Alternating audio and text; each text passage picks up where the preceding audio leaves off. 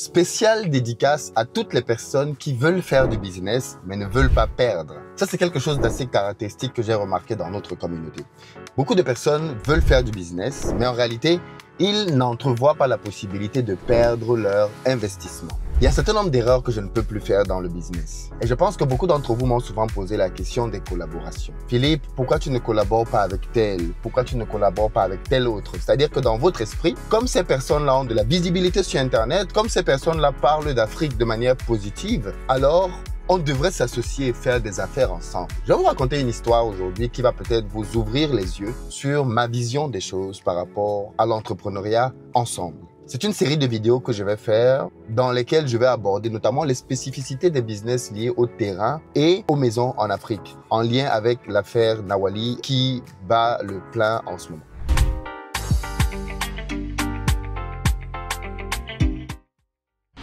Alors, il y a de cela quelques années, j'ai lancé un business avec deux très bons amis. Ça s'est très mal terminé. Qu'est-ce qui s'est passé? Je veux que vous compreniez bien les mécanismes que je vais expliquer maintenant, parce que vous allez peut-être un peu mieux comprendre ce que je vais dire par la suite, parce que je vais faire une vidéo sur l'affaire Nawali dans laquelle je vais expliquer pourquoi, d'après moi, ça n'a pas marché. Qu'est-ce qu'elle n'a pas bien fait et qu'est-ce qu'en réalité on devrait prendre en compte quand on est entrepreneur. Le but, c'est pas juste de parler d'elle en termes de ce qui n'a pas marché. Il faut que les gens aient des solutions concrètes pour pouvoir réussir par la suite. Alors, dans mon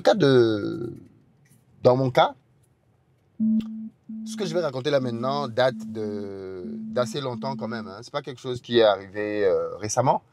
Je pense que ça date de... Je n'étais même pas encore sur les réseaux sociaux.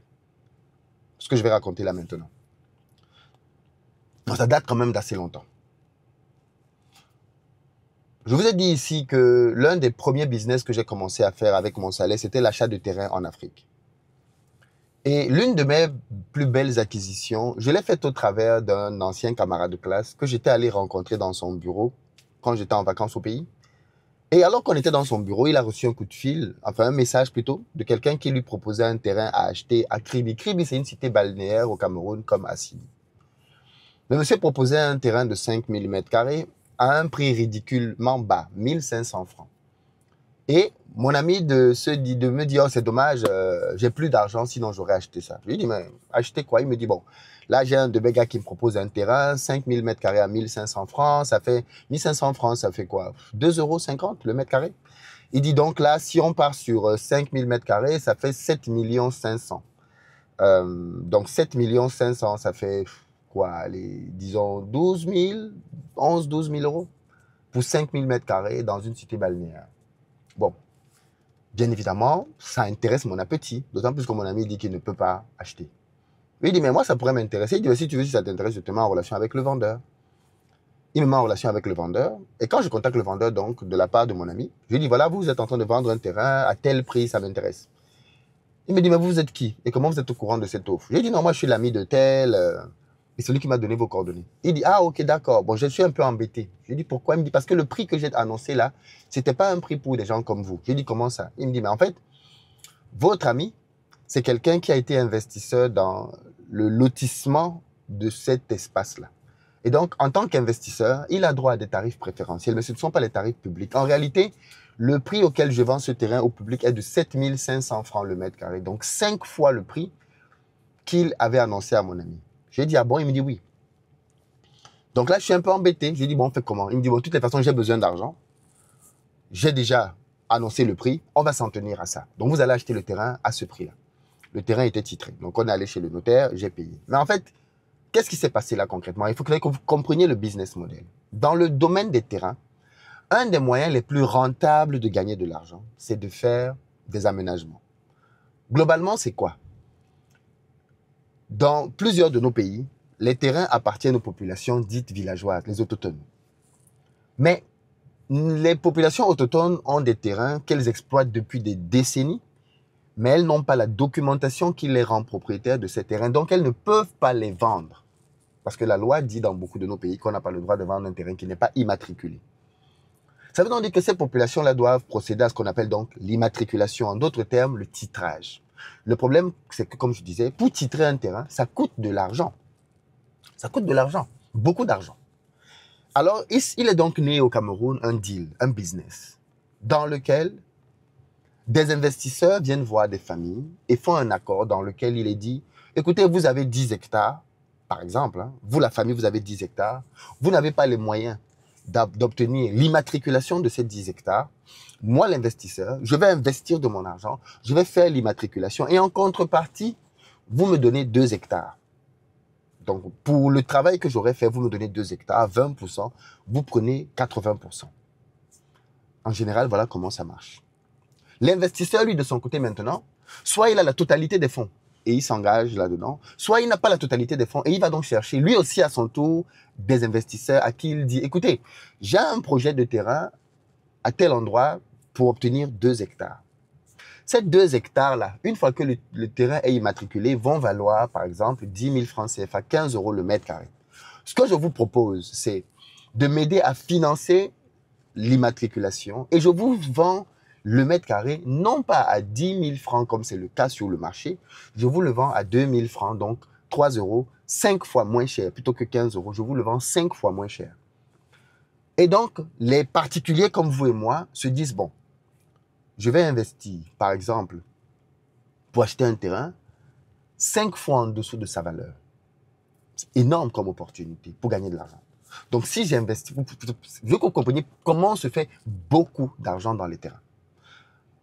Donc, si je fais donc ce deal et ça marche, qu'est-ce que ça entraîne? Ça entraîne que je me retrouve avec un terrain qui est 5 fois en dessous de sa valeur. Donc, par exemple, si j'investis 10 000 €, je me retrouve avec un terrain qui vaut 50 000 €.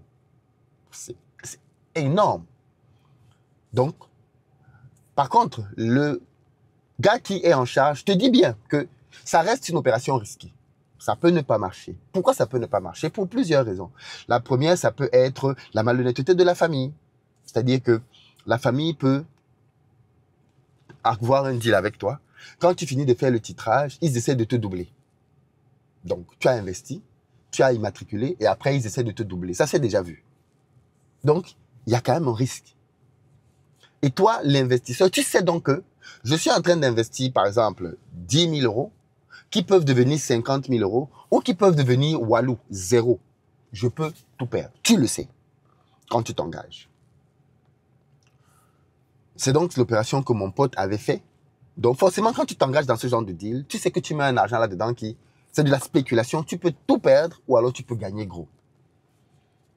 C'est donc ce qui est arrivé donc. Je me retrouve donc à acheter un terrain 5 fois en dessous de sa valeur. À l'époque, parce qu'aujourd'hui, ce que je vous dis là, ça date de plus de 10 ans.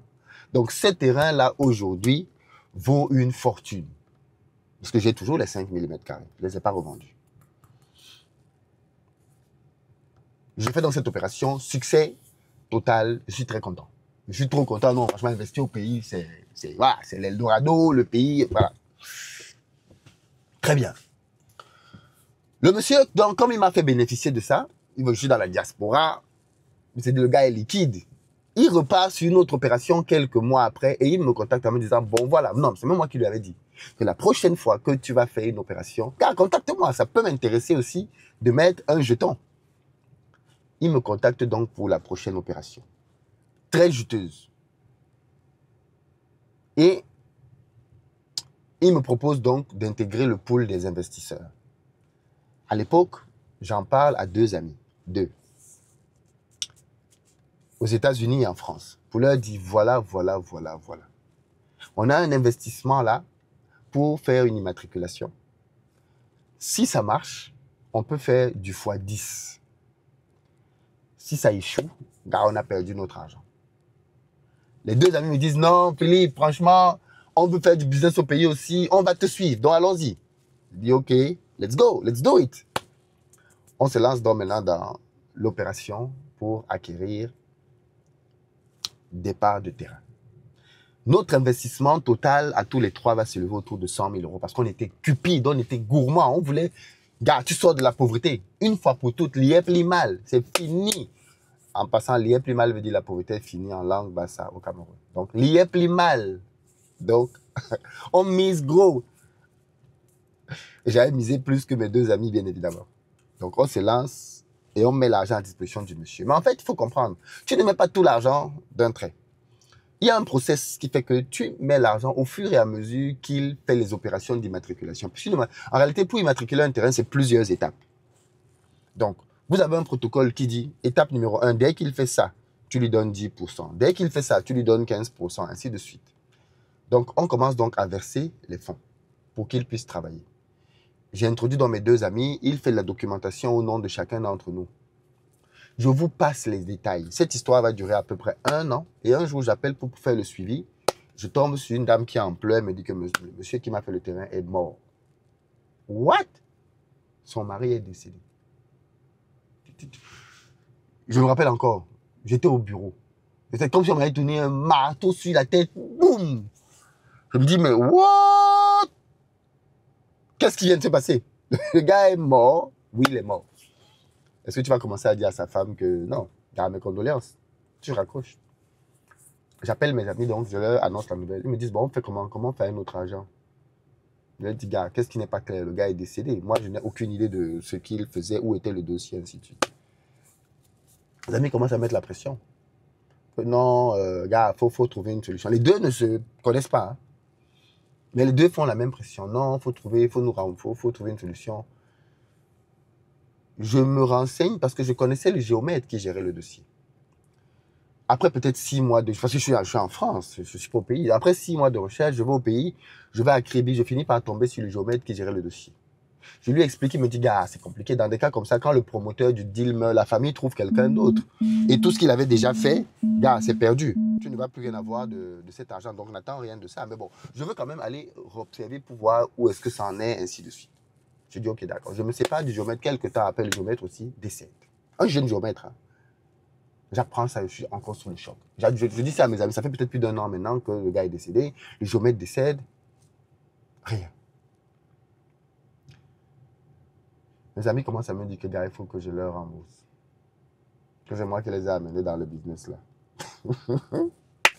Que le gars là qui est mort, gars, vraiment, c'est triste pour sa famille, mais eux, ils veulent leur argent. Vous connaissez la mentalité des gens. Vous ne connaissez pas la mentalité des gens. Je veux dire, vous ne connaissez pas la mentalité des gens. Je suis choqué comme tout. J'ai perdu beaucoup plus que dans le deal. Eux, ils sont en train de me demander de les rembourser. Je n'en reviens pas. Je vais dire, ok, d'accord. Il va s'écouler peut-être 1 an de plus. Donc peut-être 2 ans après, je vais avoir une bonne rentrée d'argent. Je vais appeler chacun de le même jour. Donne-moi ton RIB, je te fais le virement. Jusqu'au bout, je me disais, ils vont quand même pas accepter. Ils étaient peut-être en colère à l'époque, ils sont passés dessus. Non, les deux vont m'envoyer leur RIB, je vais leur virer leur argent. Je vais leur virer leur argent. Bien évidemment que ça n'a aucun sens. Ils ont investi. Ils ont perdu, comme j'ai perdu. Ils savaient depuis le début qu'ils pouvaient perdre. Mais c'est là que j'ai commencé à apprendre quelle était la mentalité des gens. Et la mentalité de beaucoup de gens, c'est que quand ils font du business, ils n'intègrent pas le fait qu'ils peuvent perdre totalement leur argent, ou du moins quand ils perdent leur argent, ils sont en mode essayer de trouver un coupable qui va leur rembourser leur argent. Je vais revenir ici davantage sur l'affaire Nawali. Je ne dis pas que c'est la même chose, c'est pas ce que je suis en train de dire. Je dis juste que il est important, quand vous entrez en business, d'intégrer le fait que vous pouvez perdre la totalité de votre investissement. Si vous n'êtes pas prêt à perdre la totalité de votre investissement, gardez votre argent en banque. Mais si vous voulez prendre le risque de voir cet argent se multiplier, acceptez qu'il y a aussi un risque qu'il soit perdu. Alors bien évidemment, je parle ici des personnes qui entrent en business comme mes amis qui sont venus faire un investissement. Ce n'est pas le cas des personnes qui viennent acheter un terrain ou une maison, comme ça a pu être le cas chez Nawali. Donc je dis bien que ce n'est pas la même chose. Mais moi, de cette expérience-là, j'ai retenu une leçon qui m'a beaucoup aidé jusqu'aujourd'hui. Je ne collabore pas avec les gens. Non, gars, je ne collabore pas avec toi. Les histoires d'argent, je suis très méfiant, extrêmement méfiant. Pas parce que les gens sont malhonnêtes ou parce que les gens sont trucs. Juste parce que j'ai appris que quand il s'agit d'argent, les gens peuvent être versatiles.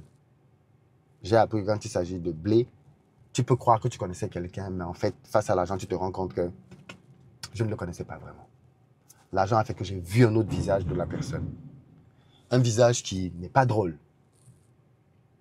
mais qui m'a été révélé face à un problème financier.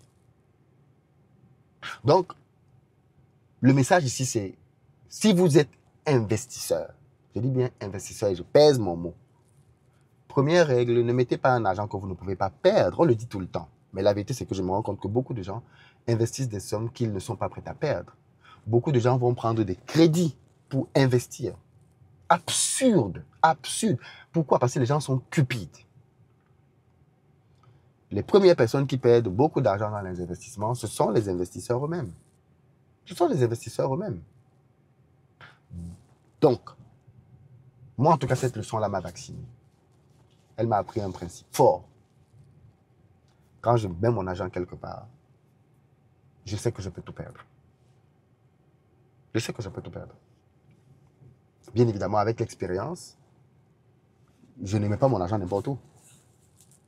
Je sécurise mon investissement. Je pose beaucoup de questions, je demande de la documentation, ainsi de suite.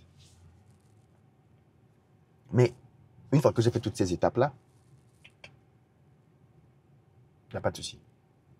Je mets de l'argent en me disant, je peux perdre. Et si ça marche, tant mieux. Le monsieur est décédé, j'ai considéré, moi, que c'était une perte. Mais mes amis avaient considéré que non, ils n'ont pas perdu, il faut que je leur rembourse. Parce que c'est moi qui les ai amenés dedans. Je dis bon. Je peux leur dire que je ne leur rembourse pas, je ne leur dois rien. C'est vrai que je ne leur dois rien. Je ne leur dois rien du tout, et c'est vrai. Ou alors je considère que ce n'est que de l'argent à la fin de la journée. J'ai pu en gagner, j'ai pu en perdre, et j'en gagnerai encore après. Et c'est ce qui s'est passé, j'ai gagné beaucoup plus d'argent par la suite. Mais ça a été une leçon fondatrice. Bon, vous, qu'est-ce que vous en pensez? Qu'est-ce que vous en pensez? C'est pour ça que l'année dernière, à Back to Africa, quand on a accepté que des prestataires viennent vendre des terrains, on s'est assuré que c'était des terrains sécurisés. Parce que le domaine des terrains, je le connais trop bien. On s'est assuré qu'ils vendaient des terrains sécurisés. En faisant toutes les vérifications qui vont bien chez les notaires et tout le reste. Sécurisé. Faut pas que quelqu'un vienne dire j'ai acheté un terrain à Back to Africa de Philippe 6 mois après, je n'ai pas eu mon terrain. Non. Toutes les personnes qui ont acheté des terrains l'année dernière ont eu leur terrain. Toutes. Parce que le terrain, c'est quelque chose de très bon, important, mais de très sensible. Si tu ne fais pas gaffe, ça peut tourner au vinaigre. Vraiment au vinaigre. Voilà. Dites-moi ce que vous en pensez, vous. Est-ce que vous avez une expérience de la même nature ou de nature différente? J'ai hâte de vous lire là-dessus. Peace!